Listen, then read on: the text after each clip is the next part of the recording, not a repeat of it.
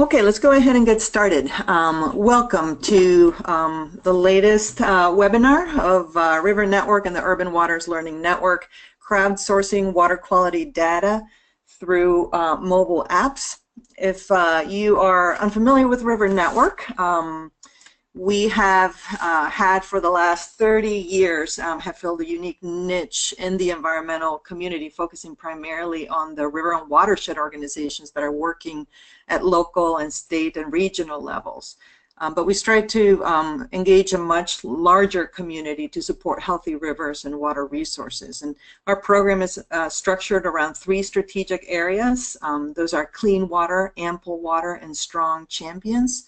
And our goal really is to provide access to practitioners to proven best practices related to those strategies. And so whether that be River Rally, our publications, our River Voices, our quarterly publication, and especially access to networks, experts, and peers. And so that's what we're trying to do today. We've got 3 great speakers from partner organizations and entities that are going to join us today to share their work on mobile apps.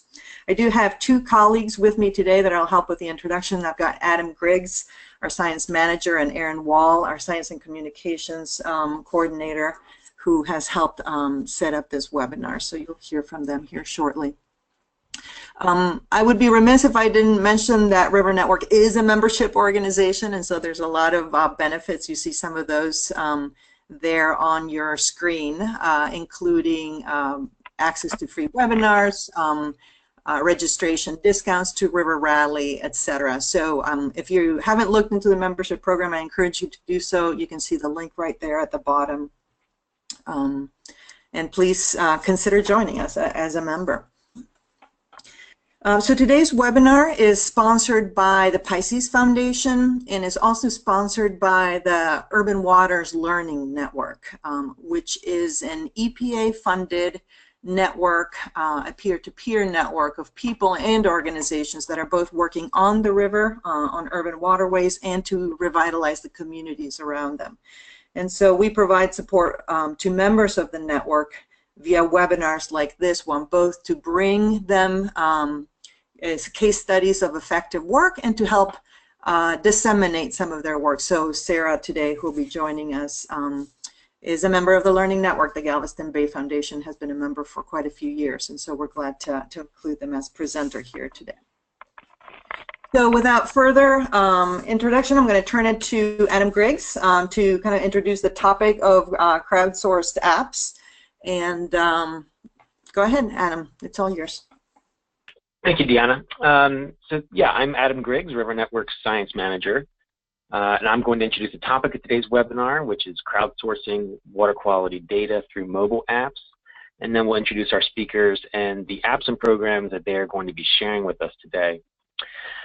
So smartphones are technologies that have made dramatic changes to the way we organize and live our lives.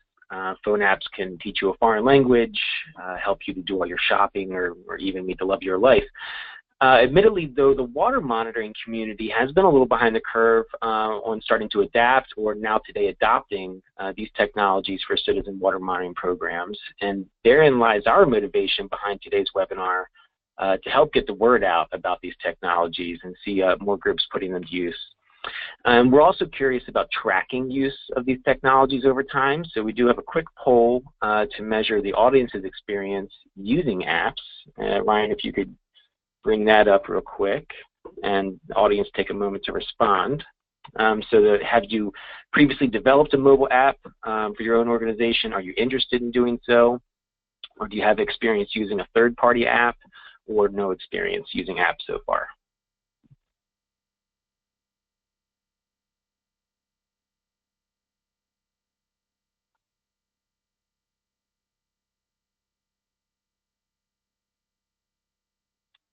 Looks like some poll questions, answers are coming in.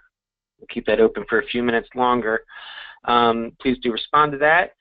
And we are starting to see a nice variety of the types of phone apps that have been designed to support monitoring programs. There are now apps out there for helping you identify macroinvertebrates. There are geo-enabled apps that you can customize and enter monitoring data in the field. There are apps that now communicate directly with water quality sensors. There are citizen pollution reporting apps. There are apps designed to get information back to the public. And there are apps for contributing data to specific like national citizen science programs. So we're going to hear about 3 great examples today, but I will say if you want to learn more, please take the time to visit our science support pages where you'll find not only information on some of these apps, but other resources related to citizen water science. You'll notice some sections there are marked coming soon, but we're adding new resources pretty consistently.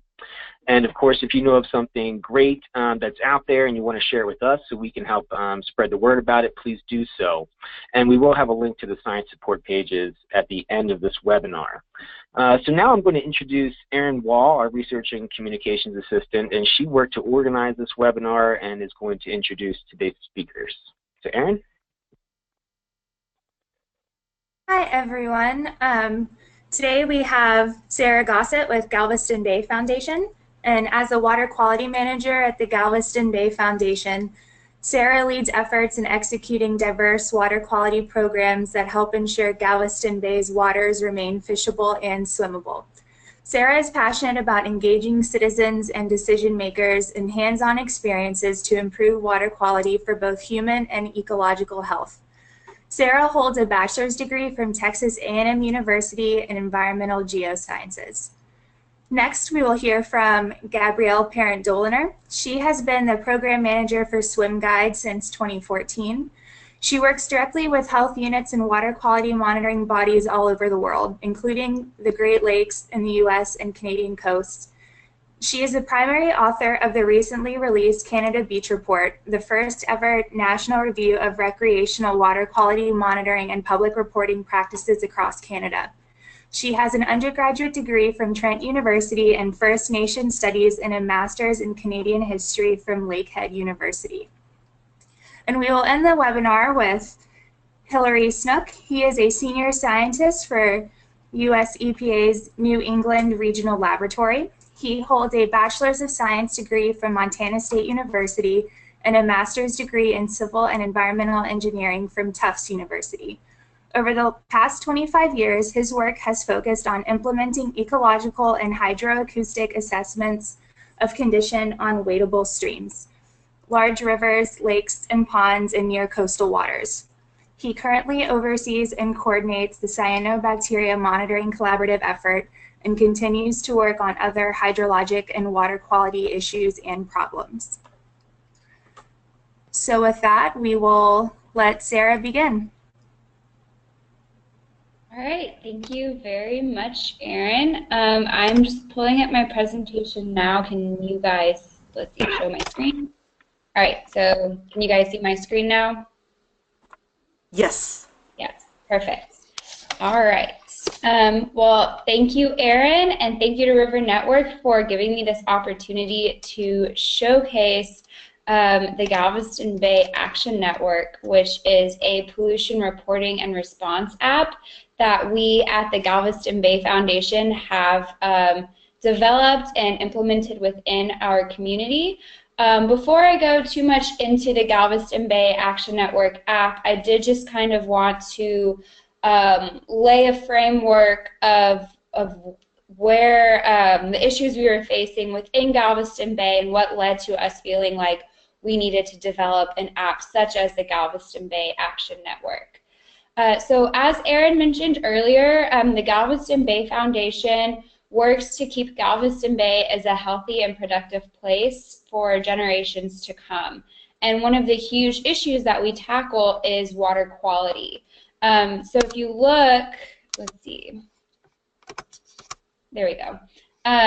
Galveston Bay is just south of Houston, and so a huge issue that we have is all of the developed areas around Houston and all of the just pollution and non-point source issues related to a 5 million person metroplex.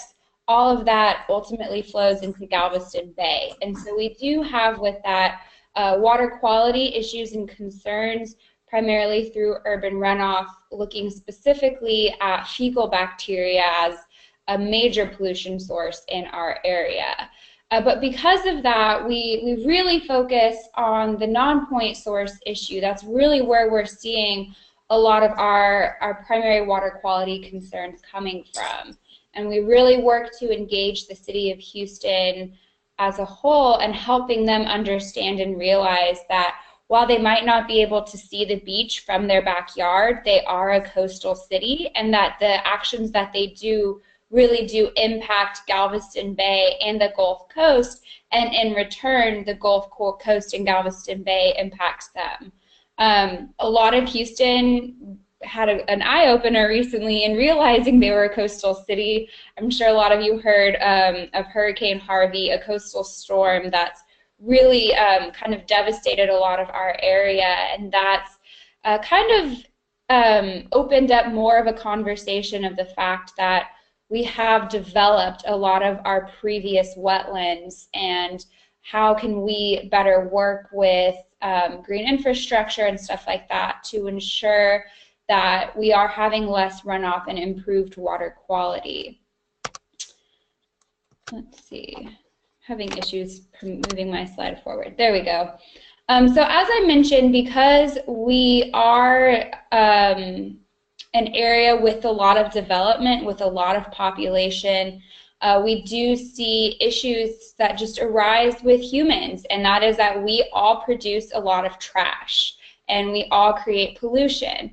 And so within our area, we really face this issue with perception around Galveston Bay that it's very dirty, that all of our waterways, all of the bayous in Houston are oftentimes, they're very murky in color. They often have a weird sheen to them. People oftentimes see pollution in them, and very, very frequently we'll actually see lots of trash and debris in our area.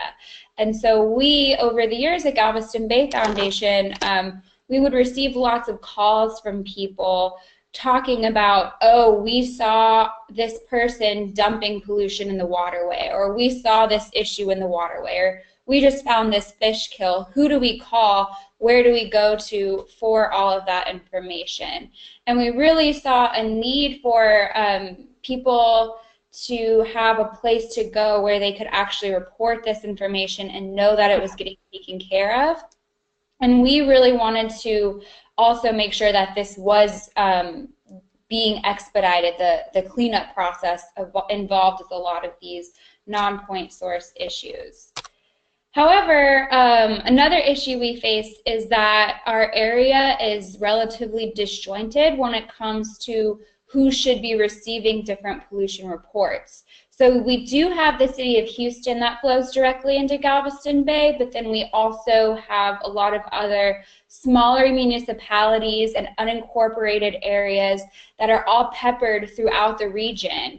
And so not only do you have, depending on where you are, you're going to be contacting somebody different, even if you're reporting just trash, but also if you're trying to report trash to somebody versus illegal dumping versus an oil spill or any chemical waste you might see in the water, all of those reports also are supposed to go to different entities who have different jurisdiction based on the type of pollution and the type of issue that they're seeing. So we were getting a lot of feedback from the community that they kept on seeing all of these water quality concerns as well as just general pollution, and they felt powerless in being able to actually send that information somewhere that would make a difference. And so they would come to us, and then oftentimes we would have trouble figuring out where to go as well. So our first attempt at making this easier was creating this table that you see on this slide right here, which basically outlines, based on different types of pollutions in different areas, this is who you should call. But as you see, there's a lot of names, a lot of numbers, and there was still a lot missing on there. So we really didn't find that that was an easy way for people to actually be able to feel like they could report pollution. And people were still getting frustrated by this whole system, which was leading to them seeing pollution, wanting to report it, have good intentions, but not actually following through. So we really saw a need in our community for a one-stop shop that might make it really easy. You see pollution, you identify it as pollution, you know exactly this one place you can go to report that. And so we at Galveston Bay Foundation created the Galveston Bay Action Network, which, as I mentioned at the beginning, is a pollution reporting and response app that basically works in the entire Houston-Galveston region. And basically it, as a resident, you can just file a pollution report based on the type of pollution that you're seeing and the location that you're in, and that report is automatically sent to the proper authority based on those parameters. So you're not having to figure out who to call. You just go to this app that you've already downloaded, you click report pollution, and you file up a report and basically just say, I am looking at some chemicals that were dumped in this bayou at this location at this time. And you can also include a photo of what you're seeing, include your contact information, all of that. And we at Galveston Bay Foundation have connected with a lot of our local authorities who can respond to those types of events, and have done all of the back end work so that those reports are automatically emailed to those authorities. So you know that your report is getting to the right people the instant that you send it as well. And this map over on the edge of the screen is actually a map of all of the different reports that we've seen, color-coded by different pollution types. So not only are you able to actually report pollution that you're seeing on this app, but you're also able to go and look at past pollution reports within your area. So you can see if a certain issue that you're reporting has been reported before, or if there's an issue that's an ongoing problem within a specific area. So we also really utilize this app as a educational tool as well. And speaking about education, another aspect that we've tied into this app is trying to make it easier for people to realize the different types of pollution out there. So I mentioned earlier, when you're filing a report on the Galveston Bay Action Network, it asks you to identify the type of pollution that you're seeing. And so there's a drop-down menu where you can select your pollution type, and some of these you can see here. Chemicals and discolored water is one, fish kills is one, boat sewage is one. And so we also provided in one of the tabs on the app this educational component where it actually describes the different types of pollution and what they tend to look like and what you tend to see. And this way, if you're unsure of what you're looking at, this should help you get a better sense of figuring out what it is you're looking at and where you should be going to report it. So this is just on the right side, you can actually see what the report looks like when you're filling it out. And then in general, this view is actually a desktop version on a website that we have. So initially, when we created the Galveston Bay Action Network back in 2015, we created a desktop website where people could go to report pollution, and we worked with a group called Vertices to develop this website. They're primarily a mapping organization, and so they were able to create the technology on the back end that linked the location and the pollution type to a specific email that we designated in order for those reports to automatically be sent. So they incorporated that technology into this website, and then we at Galveston Bay Foundation leveraged our relationships with our local authorities and regulatory agencies to kind of tie them all into a partnership where they were familiar with the Galveston Bay Action Network and provided the types of pollutions that they could respond to in the specific areas, and then basically then committed to responding to those reports as they would any other pollution report they saw. So after we had this website version, we realized, well, there's still a barrier here in that while it was mobile optimized, people would have to remember this web page when they were out in the field or outside and saw pollution. So not only would they have to be familiar with the website, but they'd have to remember the link as well. So we decided to make it even easier on residents to report pollution to create a downloadable mobile app. And we knew that we didn't have the in-house expertise to develop this app, and so we actually applied for funding and received funding specifically to turn this already existing website into a downloadable app, and then partnered again with Vertices, so they actually developed the app for us and incorporated the technology that they had already created for this website into the app.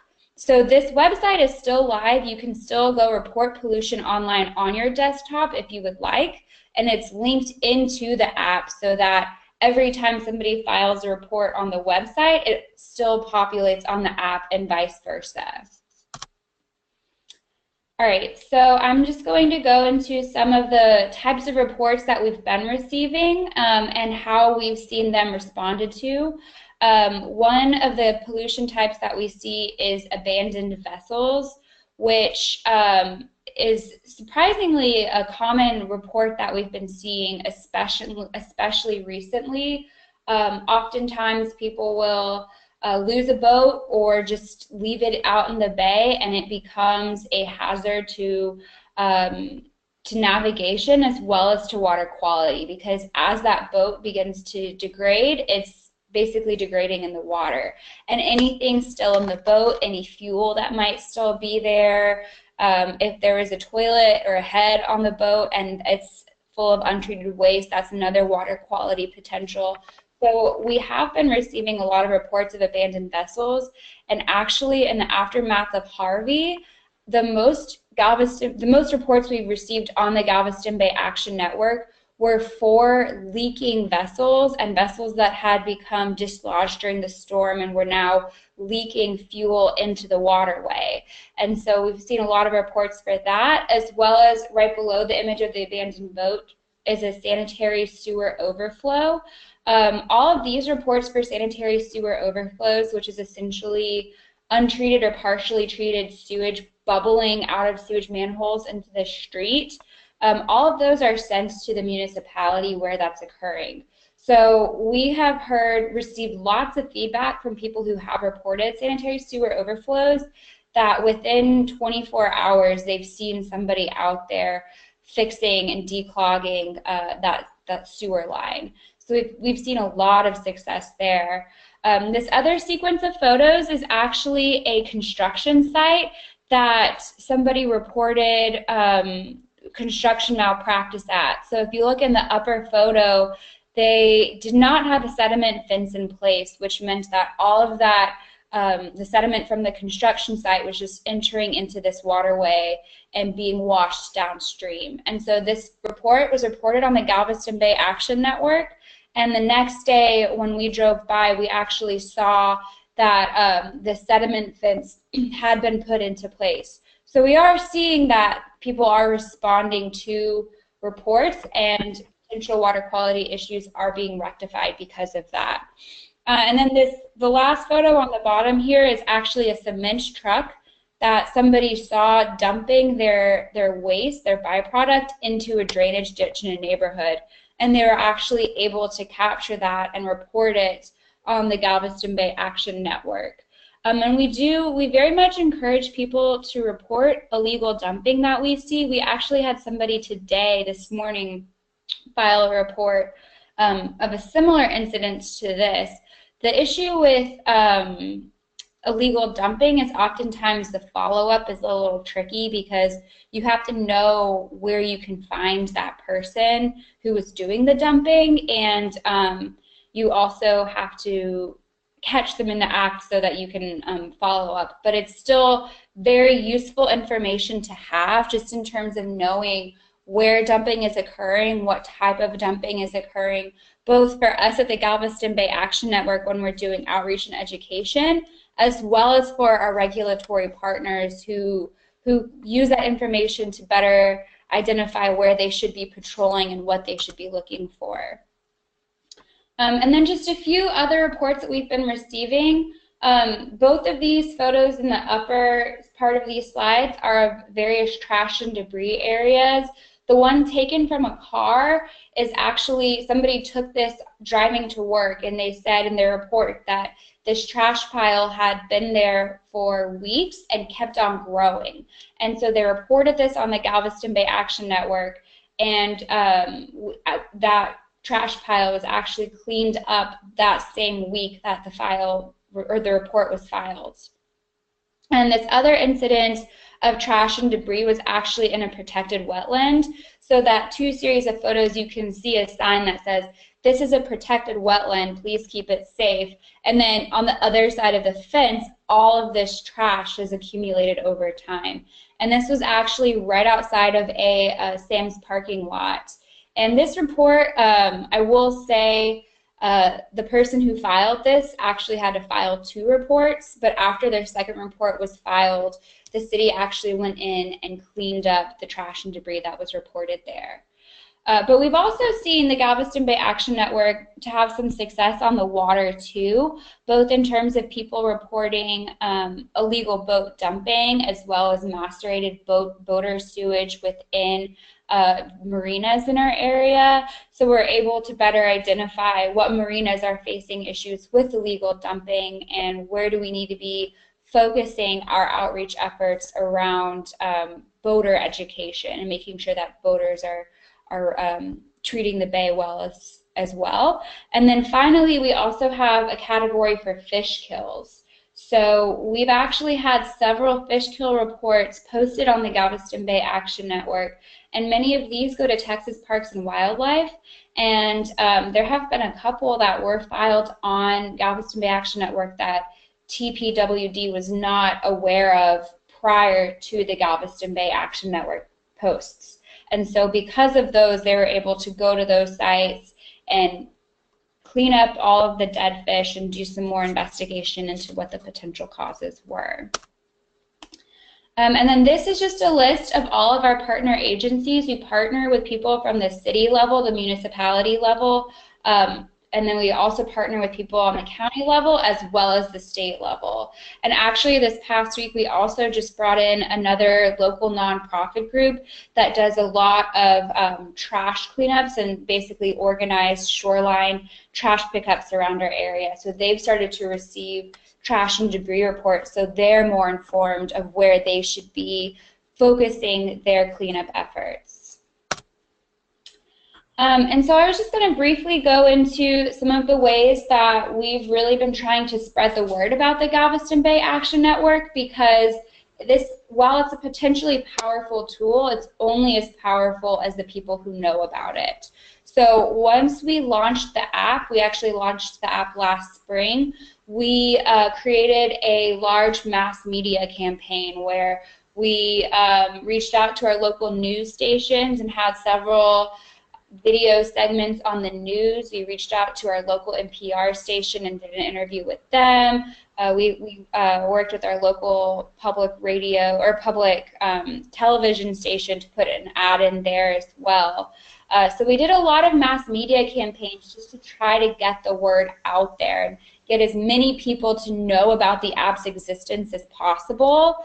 And then we really tried to focus more on the one-on-one aspect as well. So going to presentations and outreach events and meeting people where they were within their community and really targeting communities within the entire city that maybe weren't already part of the Galveston Bay Foundation conversation, and using the Galveston Bay Action Network as a platform and a tool to encourage action within their communities and to empower them in a way to keep their communities clean and healthy as well. Galveston Bay Foundation also releases an annual report card that's basically a summary of the health of Galveston Bay, and so it looks at a lot of different parameters such as water quality, wildlife habitat, as well as pollution events. So this is a very good outreach platform that engages and educates the public, and so we've really partnered with our report card as using that as our educational component, and then using the Galveston Bay Action Network as here's an action that you can take to help improve the grade that our bay is receiving. So we've really started to use that as, here's an action anybody can take, even if you don't care about the health of Galveston Bay.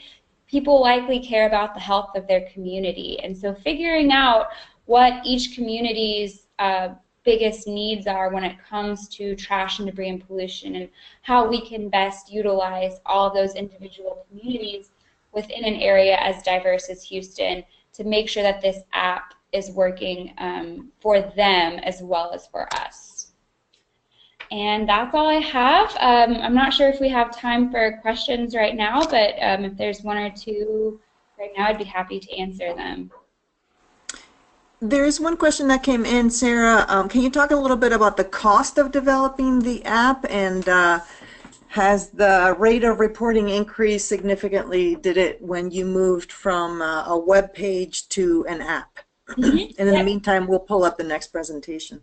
Yep, so because we did not develop the app in-house, the grant that we received was, it was around $100,000 for 3 years, but that included the development of the app as well as marketing of the app and continued maintenance of the app. So we worked with Vertices, and I believe the actual development of the app, I would say, to budget at least $20,000, because in addition to the original cost of development, you also have the cost every year after that to maintain the app and update the app and everything like that. I will say that we did shop around when we were looking at developing the app, and Vertices was by far the best option, both in terms of the cheapest option as well as being able to incorporate all of the technology that we were looking for. And then it's about $2,000 a year after that to maintain the app as well. And we did, your question about seeing an increase in the amount of reports that we received, we've actually seen a 3 to 4 time increase in the number of reports that we've been receiving since we developed this app. And I think part of that is when we launched this app, we also increased our marketing efforts, and we had more funding for marketing specifically. But I've also actually had people come to me and say, you know, I knew that this existed before, but I never really used it or thought of using it, but I saw this issue happen, and I already had the app on my phone, so it was so easy to just use it and report it. And like, now that I've done it once, I'm really excited to continue to get to do it again. So I do think that the ease of the app also accounts for some of that increase in the number of reports we've been receiving as well.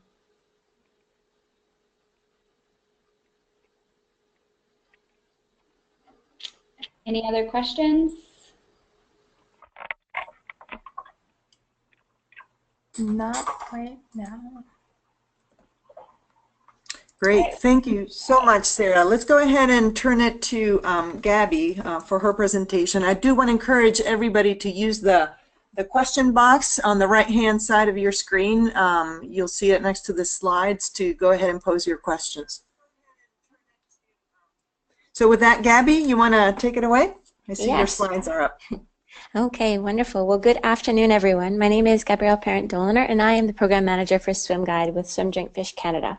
So you might know us by our Form 1 name. It was we used to be called Lake Ontario Waterkeeper, but we're now Swim Drink Fish Canada.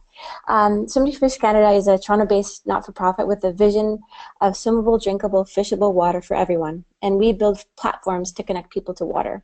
So Swim Guide is one of those platforms, and we launched Swim Guide in 2011 as a program, as one of our programs, and I've been the program manager since 2014.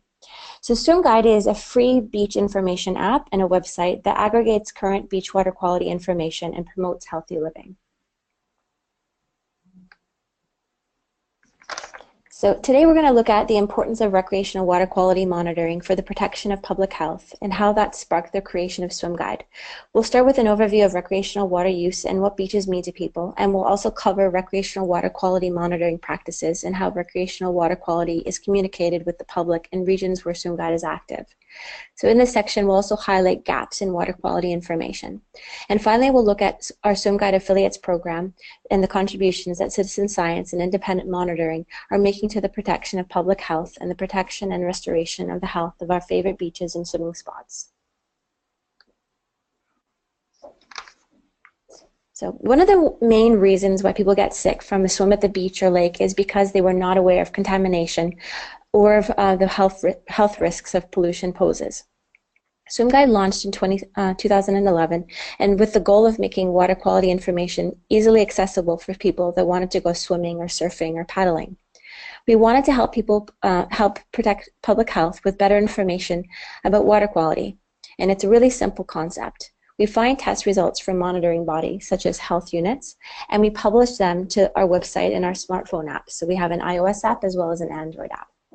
Swim Guide spends thousands of hours each summer manually compiling water quality information from websites. So some of these are using legacy technologies, phone hotlines, spreadsheets, so that hundreds of thousands of people can access beach water information and find a clean and close place to swim.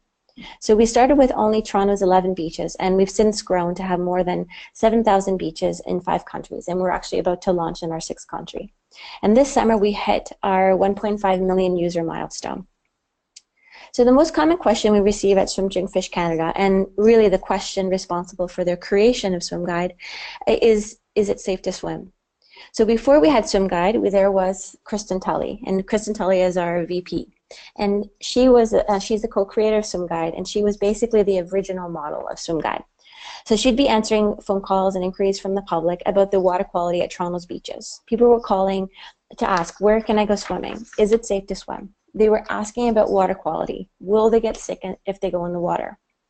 So the stated primary purpose of water quality monitoring in Canada and the US and all over the world is to protect public health and safety from contaminated water. However, beachgoers face a number of limitations in answering that question, where can I swim? So either they can't find the data, they don't know where it is, they don't know where the information is, or it simply does not exist.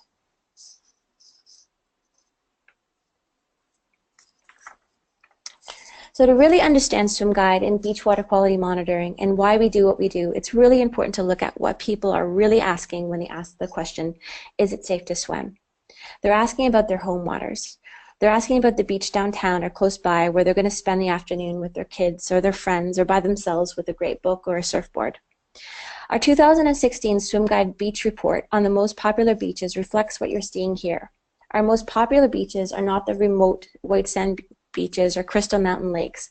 They are urban spots, literally downtown, because this is where people are, and these are the spots that are accessible, and they match the average person's time and financial limitations.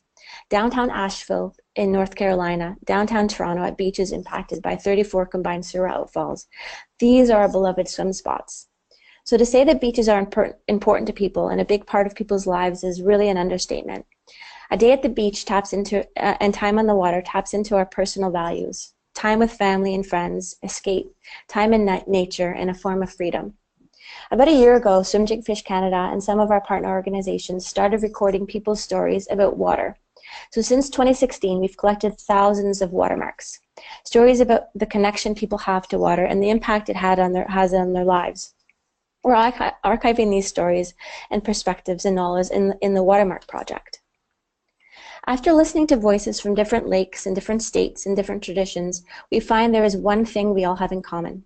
If water isn't clean enough to touch, nothing else you want is possible. Your business goals, your family goals, social aims, and environmental desires, nothing is possible if you can't even touch the ocean, the river, the lakes, and the streams in your community.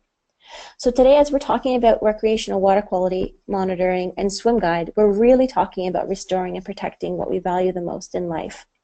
Recreational water quality monitoring is all about letting people know whether their beach, their lake, their river, their swimming hole is clean enough for them and the people that they care about to touch and not get sick. So these are pictures of New York City and Chicago and Toronto at the turn of the century. So these are kids swimming in the East River in New York in 1906. The photo at the top left, that's a marathon swim in Chicago River in 1911. And the top right, that's Toronto downtown Sunnyside Beach in 1912. To want and expect the water where you live to be swimmable is natural and it's nothing new. So when the water in our communities are not clean enough to touch, when you can't safely jump in or take your kids for a dip, these values are threatened and the quality of life diminishes. So this is what happened across Canada and the US, when by the mid-century, water pollution was so bad the public began to retreat from their communities and beaches and lakes and rivers. So I'm going to talk a little bit about water quality monitoring in the EPA and the Beach Act right now, so please bear with me. So the U.S. Federal Water Quality Pollution Control Act of 1948 was the first major U.S. law to address water pollution. The growing public awareness and concern for controlling water pollution led to sweeping amendments in 1972, and the law became commonly known as the Clean Water Act. So under the Clean Water Act of 1977, the administrator of the EPA was directed to develop and publish water quality criteria that accurately reflects the latest scientific knowledge and on the kind and extent of identifiable effects on health and welfare that might be expected from the presence of pollutants in any water body, including groundwater.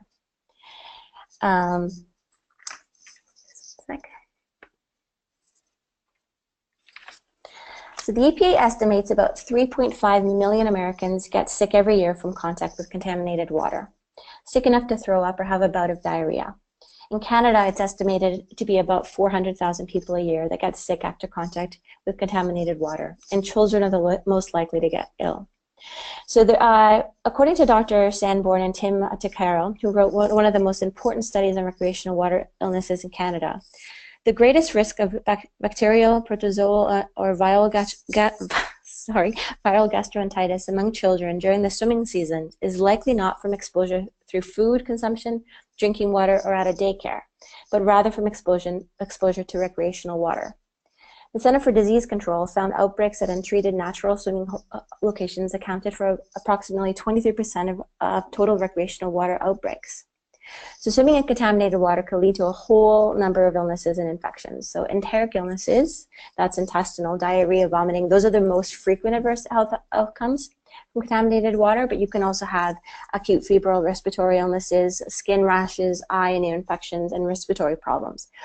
There's also possibility of more serious diseases such as human adenovirus and less frequently you can have potentially more serious and fatal diseases.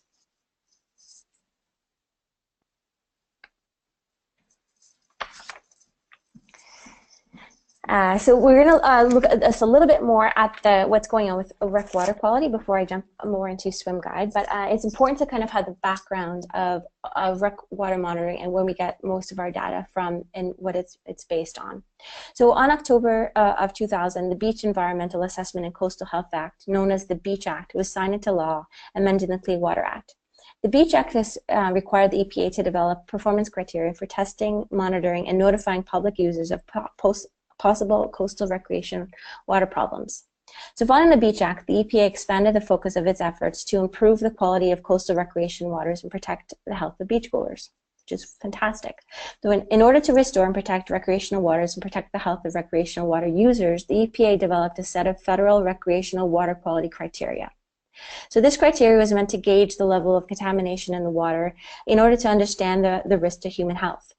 So currently, what the EPA is doing to address its Beach Act objectives are to reflect updated science, to incorporate recommendations from the 2012 Recreational Water Quality Criteria, encourage a more comprehensive approach to developing a tiered monitoring and notification system, and use internet and social media tools for beach notifications and information. So part of the EPA's effort included the creation of a list of coastal recreational beaches used by the public. So this list, which is required by the Beach Act, identifies waters that are subject to state beach water quality monitoring and public notification program consistent with the National Beach Guidance and required performance criteria for the Beach Act. Beach Act grants, sorry. The list includes about 6,000 beaches in 30 jurisdictions, 5 U.S. territories, and 3 tribes. So the Beach Act grants are awarded to eligible coastal and Great Lakes states, territories, and tribes to develop and implement beach monitoring and notification programs. So during each swimming season, state and local health and environmental protection agencies monitor the quality of water at coastal beaches on the EPA's list of national beaches. And when bacteria levels in the water are too high, these agencies notify the public by posting beach warnings or closing beaches. So the beach grants help local authorities monitor beach water quality and notify the public of conditions that may be unsafe for swimming. However, as I mentioned at the beginning of the presentation, in Canada and the US, beachgoers face a number of limitations in answering the question, where can I swim? So let's look at those limitations. So as I mentioned, in the US, of the 6,000 coastal beaches on the EPA's list of national beaches, only about 3,500 are actually monitored. That's a little over half. And these 30 jurisdictions, 5 territories, and 3 tribes that are eligible for EPA's Beach Act grants if their monitoring programs follow one of the 2 recommendations put forth by the EPA's 2012 Recreational Water Quality Criteria. But these programs are limited to coastal waters, so the Atlantic, Pacific, Gulf of Mexico, and to the Great Lakes coasts.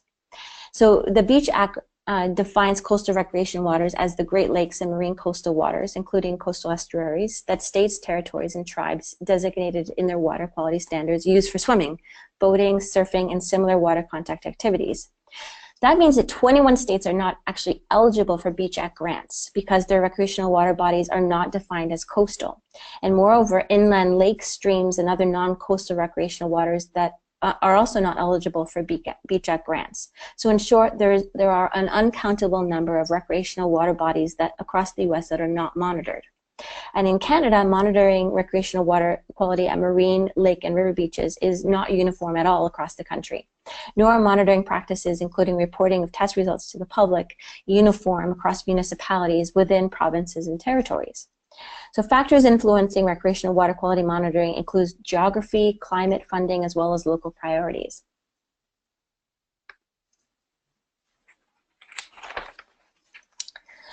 So luckily, since the Clean Water Act, since the 1970s, water quality has steadily improved in rivers, lakes, wetlands, and coastal areas in the US and Canada.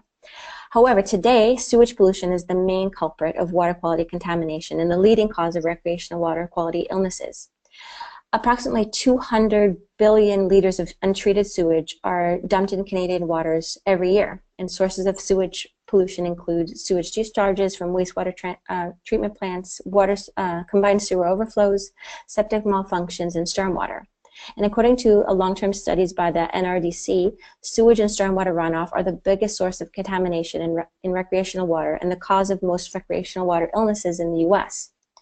Sewage and stormwater contain many things that can make people sick, including disease-causing pathogens, pharmaceuticals, heavy metals, and chemicals and plastics. However, it's really expensive to test and difficult to analyze all the things that could be found in sewage and stormwater. Testing needs to be done frequently and rapidly in order to be efficient in identifying the problems and therefore warn people about the risk. And the solution worldwide has been to test for indicator bacteria. So all indicator bacteria is fecal, and they serve as surrogates to bigger and badder stuff found in sewage. E. coli is considered the best indicator of fecal pollution in fresh water, and intestinal enterococci is the best indicator of contamination in marine water. When levels of indicator bacteria are higher than the minimum protective standard, that translates to an increase in the number of people who get sick.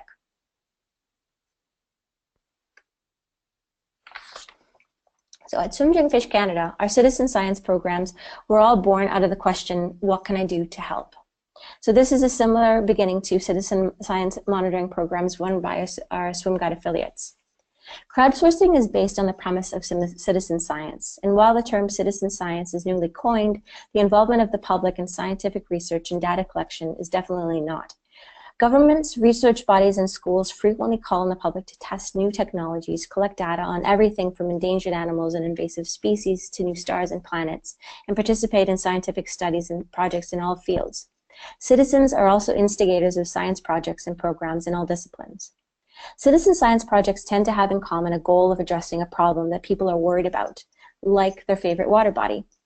It's no surprise to us that citizen science is the core component of water quality monitoring programs around the world. And while water quality monitoring programs that call on citizen scientists are commonplace, what keeps them going are personal relationships people have with their watershed. So water quality monitoring helps address concerns people have for the waters to which they have a connection. because people aren't asking, what can I do to protect water? They're asking, what can I do to protect my beach or my lake or my river? This is an urgent question that requires all hands on deck, and in the case of understanding and addressing the impact of sewage pollution on our waterways, if these ready and willing hands are snapping pictures of water pollution for pollution reports, donning surgical gloves, and carrying coolers of sample bottles, all the better. So understanding the scope of and implementing solutions to the threats to our swimmable water can seem beyond the skill set of concerned citizens, asking what they can do to help. Something for scientists and decision makers and professionals to handle. However, the public can not only contribute to the science needed in understanding water quality issues, they are critical contributors to developing our water quality knowledge base. So back to Swim Guide. So Swim Guide is a free service for the public to access current and historical water quality information for going on 8,000 beaches. The water quality data is entered on a daily basis by over 70 Swim Guide affiliates. Swim Guide affiliates are nonprofits, they're schools, they're business owners, they're citizens who voluntarily find water quality information and put it into the hands of the public by updating Swim Guide. They updating Swim Guide manually with the test results from the monitoring programs. So in addition, nearly all of these 70 affiliates that are on Swim Guide, they run recreational water quality monitoring programs. So our affiliate science, citizen science monitoring programs make up a huge portion of the data available on Swim Guide. Affiliate monitoring programs fill in the monitoring gaps not covered by municipal or county monitoring programs. And they build up the database of water quality knowledge, and they inform the public about water quality at popular yet unmonitored beaches. Without citizen science, there would not be Swim Guide. Water quality is entered manually every day for the beaches in Swim Guide by staff, volunteers, and our Swim Guide affiliates. Swim Guide affiliates help maintain Swim Guide and provide the public with up-to-date recreational water quality information. So you remember at the beginning of the webinar, I mentioned that there were approximately 3,500 monitored beaches as part of the US EPA Beach Grants program. Swim Guide has water quality for 35 states and 5,000 beaches in the US, and all of this is due to the independent monitoring programs and citizen scientists. In addition, our affiliates make it possible for the public to go to one place to find out whether their beach met or failed to meet the local standards in the latest test results. So they can, what the affiliates do is they find the data. If it's not their own, they interpret the data to see against what the local standard is. So there's standards vary from place to place, and they enter that data into the Swim Guide Beach Manager, and then this becomes available to the public. The public can see both the latest current test results as well as go back in time to see how that beach has done for the last month, year, week, quarters.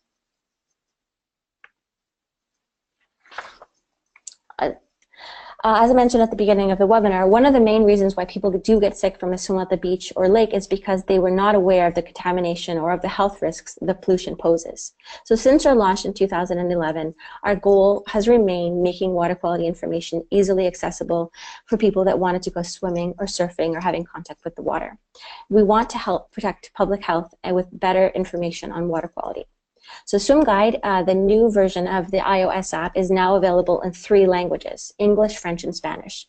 So the question our users continue to ask is, where can I swim? Is it safe to swim? Will I get sick? And we're trying to answer this for more and more people by making a Swim Guide available in multiple languages, since we are active throughout Canada and throughout the US, and we hope moving forward we can even add even more languages.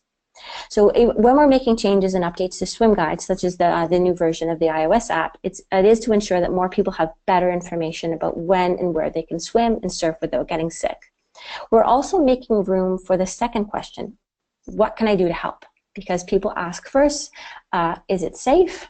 Will I get sick? And then they ask, what can I do to help? So we currently have water quality information for 5,000 beaches in the US, thanks to our affiliated organizations. In Canada, it's approximately 2,000 beaches. In Baja and Baja Sur in Mexico, we have info for 50 beaches. In the Bahamas, which is our newest country that was launched in the winter, we have approximately 10 beaches, and those are actually the only beaches monitored in the entire country. And in New Zealand, we have 700 beaches. So big change requires a lot of hands, and one of the reasons water quality monitoring programs are some of the most popular citizen science programs is because people will show up for their beach, their favorite creek, their swimming hole, and fishing spot. They love their water bodies, and they will do what they can to protect them. Citizen science benefits from both the work being done to protect and restore swimmable, drinkable, fishable water, and at the same time increases the information available to the public.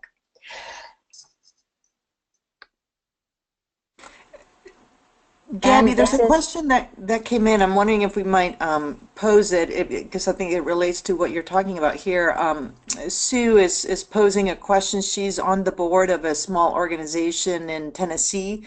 And I guess the question is related to becoming an affiliate. Is this an app that a group that's doing monitoring already can use to input their data? Can they pull it back out? And is there a cost associated with that? Is this limited to water keepers, for example? Oh, no, not at all. And Sue's timing is perfect because this is my last slide, and I'm going to speak specifically about the affiliates program. So this is actually right here are all the logos of our current affiliates.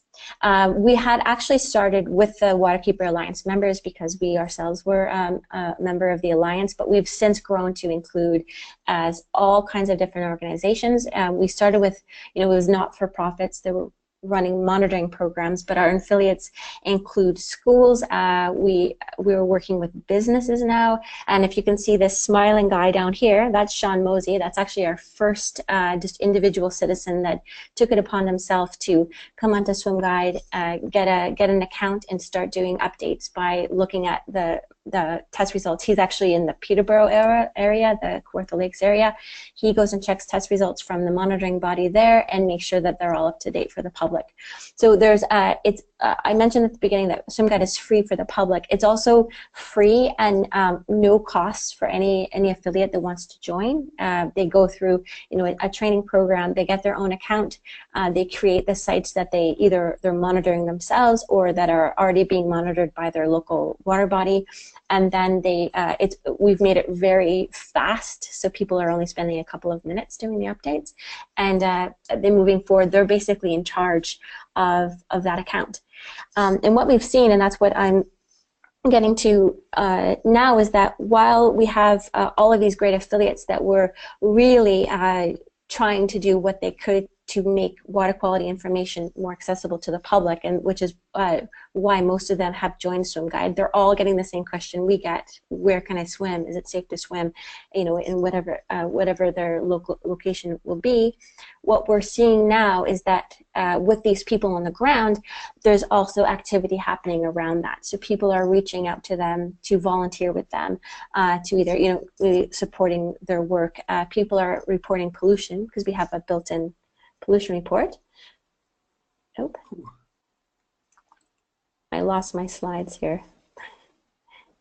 Did you have another slide? Otherwise, no, that was the last one there. Yeah, to join. So it's really, really local because obviously some places have very different water quality issues, and as well as issues related to getting info into the hands of the public. Some areas on Swim Guide, where we've got open data. That means we're pulling automatically data from a monitoring body and getting that into the hands of the public. And then in other areas, there's absolutely no information. There's no monitoring, and there's a lot of kind of pushback to make that any water quality issues known to the public.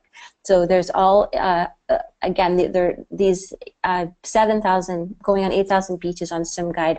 They all look like dots on the site, but when you get close to them, they're all really, really stories about what's happening locally with water bodies. So yes, to get involved, all anyone would need to do is contact me, and we kind of would give them a little bit more information about what Swim Guide is all about, and get them up and running with an account if it sounds like this would meet their needs in terms of sharing data, getting info about what's going on locally with water quality, and connecting them with their local users. Great, thank you so much. And I see that Hilary's slides are already up. I want to encourage folks to pose questions, as Sue just did, using the chat box there, the question box. So 2 apps so far, Galveston Bay, information going directly to the agencies that maybe have authority to do something about what's being reported, and the swim guide, which is sounds like more of a public education, public engagement app that is already created. So you could just jump right into it and adopt it. Thank you, Gabby. Appreciate your presentation. Let me go ahead and turn it to our last speaker, and then we'll finish it off with questions. So go ahead and post those to any of the three presenters. Hilary, you want to go ahead and start? Sure. Can you hear me? Yeah, a little faint. If you might get closer, it might be, or project, that might be helpful. Okay, I'll do the best I can. How's that, better? Yeah, yeah. Okay, great. Sorry. All right, and the other question I have is, does the menu thing show up on the screen on the right-hand side on the presentation or not? Nope. We're okay, just looking at awesome. the slide. Okay, well, thank you, everybody, for hanging in there. Some great presentations. I really enjoyed Sarah and Gabrielle's. They were great. What I'd like to do now for this last presentation is talk to you about an app that was developed called BloomWatch, and it's part of the Cyanobacteria Monitoring Collaborative, which has been a collaborative that was started a few years ago, mainly to look at an approach to educating, monitoring, and managing for harmful cyanobacteria. As you all know, it's a big issue. Let me see if I advance the slides. There we go. It's becoming more and more of an issue around the globe. It's not just strictly for lakes or fresh water. It can be found in coastal systems as well. Drinking water supplies, lakes and ponds, rivers and streams. So this is the focus of this app, and the presentation is not on all water quality issues, but basically targeted to cyanobacteria. So we do have a web page. I will be talking about the BloomWatch component of this program, of the collaborative, but if you want to find more information, you can go to our web page and learn about the other parts of the program, which I'll just briefly go over before I get into the app itself.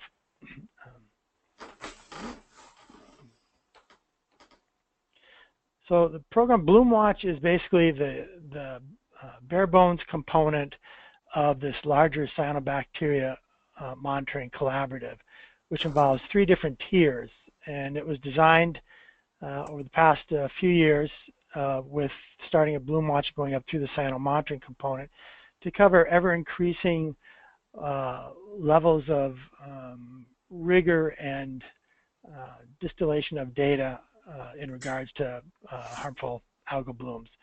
So costs go up, data and information goes up, training and expertise go up, and the quality assurance that's involved through each of these phases goes up as well. And these are not huge leaps in any of these, but they do incrementally go up by how much people want to get invested in it. As Gabrielle mentioned earlier, people really to become invested in monitoring, they need to have a little skin in the game. Usually they live on a lake or a water body that they care about, or a river or something that really gets them more involved in wanting to participate. So go to cyanos.org. That lists the whole program if you're interested, or if you want more details on BloomWatch itself after I get done giving this presentation, just go there and you'll find probably everything you need and then some on the app and the other parts of the program. So to give you a little background on how the program got started and how we developed the app, it basically started from state water quality agencies contacting me as an EPA scientist working in the region a few years back, trying to find a way to address all their constituents, asking them about how to handle these harmful algal blooms that seem to be showing up more and more at their doorstep. States were getting calls from constituents saying, we've got this green paint in our water swirling around my dock, you got to come out and take a look at it and collect some samples. So that person responsible at the state level would drive an hour or so to get to the site. By the time they got there, the wind had shifted, the bloom had disappeared, shifted to another portion of the lake, or dissipated into the water column. So it's really kind of a problematic approach to trying to tackle if you even had a public health risk here or not, and just the logistics of it all. So that's how it all initially began, was through the states. So being in New England, we have a lot of small geographic well, small-sized states, so geographically we're pretty close. It was easy for us all to get together and sit down at the table and discuss how we want to approach it. At that same point in time, we had a lot of volunteer monitoring groups in the region that were interested in getting involved in harmful algal blooms and such, and citizens that just lived on a lake. So we invited anybody that really wanted, that had a vested interest and wanted to come to be part of this collaborative approach. We had, like I said, Lake Association, volunteer monitors, several academic researchers that were focusing on it, private businesses were coming in. We all sat down together and kind of hashed out how we were going to develop this whole program. And that I found was really a very beneficial approach. Instead of just having a focus from a federal level or a state level, you really had kind of the insight coming from many different people from many walks of life that had many different vested interests. And I think it really made the approach and the design very good. So the architecture that was established was basically to fill a specific niche. At that point in time, this is about 4 years ago, there's a lot of work going on with satellite imagery and remote sensing to develop models for looking at large lakes like the Great Lakes and ocean systems, and providing the tools through the remote sensing to predict and forecast bloom occurrence. At the same time, there's a lot of genetic work going on. There still is on both ends of the spectrum. Folks looking at gene expression for when toxins are switched on in this particular type of cyanobacteria, when they cause a potential for human health effects. But what was missing, and we still find today, is the in-between. The people that live on the water bodies, the people that recreate in the water, having the knowledge base to understand what they're swimming in, what's the potential for health risks. Probably many of you and I myself see every summer people out swimming in water bodies that look really, really green and potentially hazardous, and they're kind of oblivious to what the potential concerns could be. So we really tried to strive on taking this program through all these different tiers and filling this niche of educating the public, making them more aware, and at the same time being able to get really good tangible information and data that was useful, not only for an individual at an individual water body site, but something that we could aggregate up to larger spatial scales. It had to be inexpensive, so bare bones. We don't have a lot of funding at the federal level, and through the collaborative we have even less, so we had to go on the cheap, which was kind of fun because we were able to create some really great tools for a very, very low cost. So it made it available to folks to be able to pick these tools up and utilize them. Data had to be useful, so we were very careful about how we set up what data we wanted to collect. Educational, as I mentioned, and again, one of the big components was the scalability of the data that was collected. Could you take data that was collected from someone that was just interested in their lake or their river segment and aggregate it up to a state level and make some assessments on condition that might give you insights to regional hotspots that might be occurring due to land use activities or climate patterns that are taking place that might have an impact. So that was very important to us as well. So different levels of interest and different uses throughout. So Bloom Watch, which is what I'm going to focus on now instead of the other two tiers, being the basic phone app that we developed. And I should mention here too, we did start out originally 2 years ago with two apps being developed. One was Bloom Watch, just to look at blooms, and another was more of a water quality app where people could put in all kinds of water quality information. And that after the first year, we ended up scrubbing, because based on the collaborative, they said, well, no one's going to use that. The local, the common citizen isn't going to sit there and go through all this data and collect all this data and input it. They just don't have the time and commitment. And that was from a user group of about 50 people that were involved in that. So we scrubbed that and just stuck with Bloom Watch. And the whole goal of Bloom Watch is basically to determine the spatial and temporal patterns of bloom occurrence.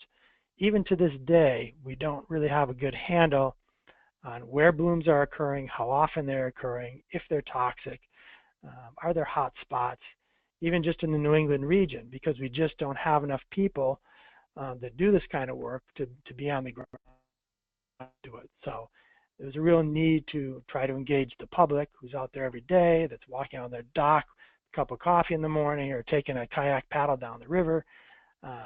They could really be the eyes on the ground for this. So the basic concept was bare bones, minimal tools that's needed, and that ends up being just your smartphone.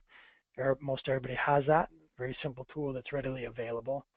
It had to be educational because we're trying to educate people about the risks involved with harmful algal blooms. It had to be crowdsourced information because we just don't have enough available personnel to do it otherwise. The app that was going to be developed had to be an established methodology. Even though it was simple, it needed to be set up in a consistent way with embedded quality assurance in it, so that when we did get data from all around the country, or wherever it happened to be, we knew that we could be very comfortable with that data and that it would be consistent enough that we could aggregate it up to different scales. We also wanted to make sure that the data that was collected was in the public domain. We didn't want data to be collected, have it go into a federal database, never to be seen again, or wait several years for a report to come out. We wanted people that input the data to immediately have access to it and be able to use it for their needs as well. So if you were a person that was a volunteer monitor or